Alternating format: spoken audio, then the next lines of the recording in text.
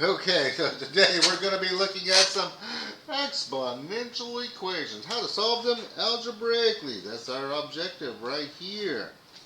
It says, how do you solve equations with variables as exponents if the bases are the same, such as here and here? Then all we got to do is set the exponents the same. So once we get the same basis, we set the exponents equal to each other and solve.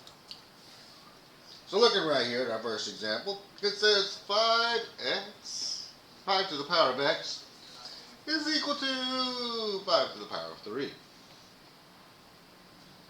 These bases are the same, because remember, it's all about that base, Then my exponents are equal to each other, so x is equal to 3. And Bob's your uncle. Let's get a little more complicated. Look at example number 2.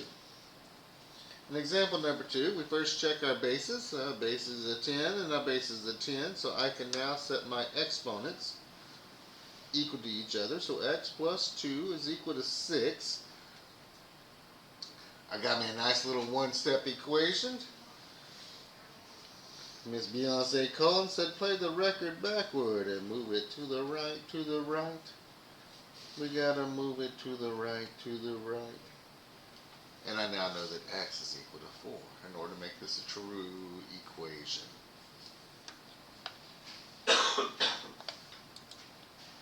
Continuing right along here, let's look at our next one. OMG, the bases are not the same. So when you get to something like this, you gotta start thinking about it. Well, this one is a base of 3. Can I turn this bad boy here into some base of 3?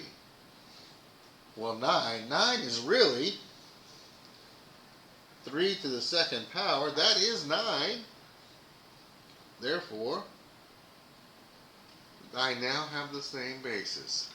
And like we said earlier, it's all about that base. So I can now tell me that x is equal to 2.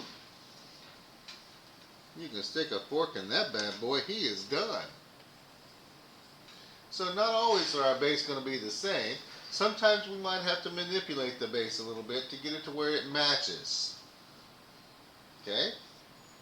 Look at another example here. In this one,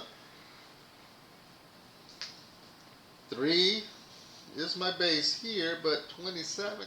Oh. So I'm going to start thinking about 20. So since 3 is my base, 27 is really 3 to the third power. So I can rewrite this as 3 to x minus 1 is my exponent equals 3 to the third power. Now the bases are the same and I can set them together. So I have 2x minus 1 is equal to 3. I have my little two-step equation to solve. Add 1, just what you do to one side, you gotta do to the other. 2 times x is 4. I still don't have x by itself, so I have to divide both sides by the dose. And I find that x is equal to 2. Sometimes you're going to have to go through and manipulate these and change it to where they have the same base for each other. Okay? Alrighty. Let's look at another one. Oh my goodness, a fraction? What's going on with that? Well, my base is 2 over here, so let's see. Can I make this 8 into some kind of 2 to some power? Well, 8 is really 2 to the third power. So this is 1 over 2 to the third power is 2 to the... Well, they're not quite the same yet. Guess they're not in the same spot. But, remembering my rules of exponents, this one really becomes 2 to the power of x is 2 to the negative 3. When you have a negative exponent, that makes it travel between the north and the south, the numerator and denominator, the top and the bottom. Okay? Since it's going between the top and the bottom, I now know, oh, look at that. I can go, hey, look, x, -3. So there's my answer. X is equal to -3. So we got to not only just remember how to break the numbers down, but we also have to remember all of our rules of exponents. Okay? So moving along with these things here, looking at our last example that we have, it says 2 to the power of x is equal to the square root of 2. We'll have to remember, anytime you get a radical, that this is really the same thing as saying 2 to the power of x is equal to 2 to the 1/2 power. And now that I have that, my bases are the same. My base, those are the same.